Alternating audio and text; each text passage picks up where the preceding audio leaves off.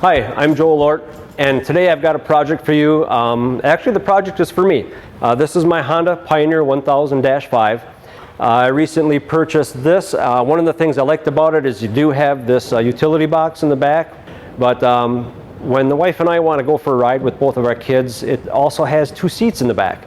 The problem is, when you bring the seats up,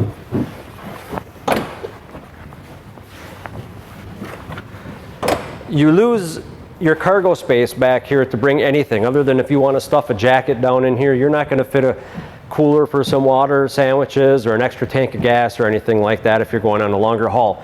So I did a little bit of research and some thinking, and I wanted to build a bed extender for this. And there's a few things that I wanted to do that were kind of goals for me. One is lightweight, so I'm building it out of aluminum. Number two is I want this to go in and out of here without any tools at all. So I can take it out if I'm out on a trail somewhere if I would need to. And then I want it to be held in place firmly, so that's not back here, you know, bouncing around when you're going over bumps through the trails and that. What I've got here is the start of the bottom of the frame. And this is going to sit inside the bed.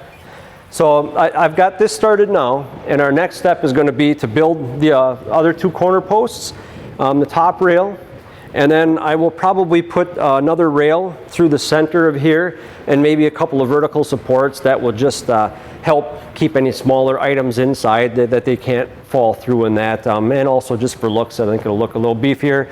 But we're going to go and get started and finish the rest of this project.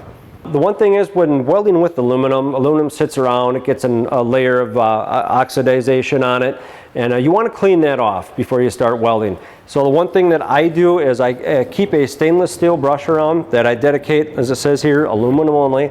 I do not use this on steel or anything else. I don't want to put any impurities into the material to create a bad weld. So I'll go ahead and I'll be cleaning all these joints with this brush first to knock that oxide layer off, and then welding after that.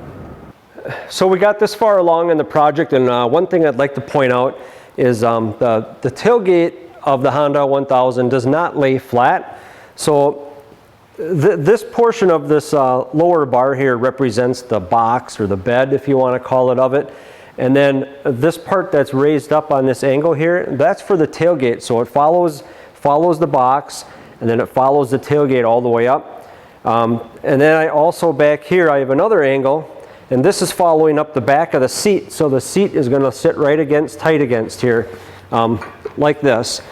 This angle here on my machine came out to be 17 degrees. Back here I had to cut an angle to get this upright, back straight again from this angle, and that was about 8 degrees there. So this angle here, all I really did was bring it over to my press and laid it across two pieces and kind of bumped it down in the press until it was exactly where I needed it. So I'm done welding the framework together. The last step is going to be to mount two turnbuckles. So I need to figure out where to drill a hole on this bottom rail that this will hook into the D-ring that's in the bed of the Honda.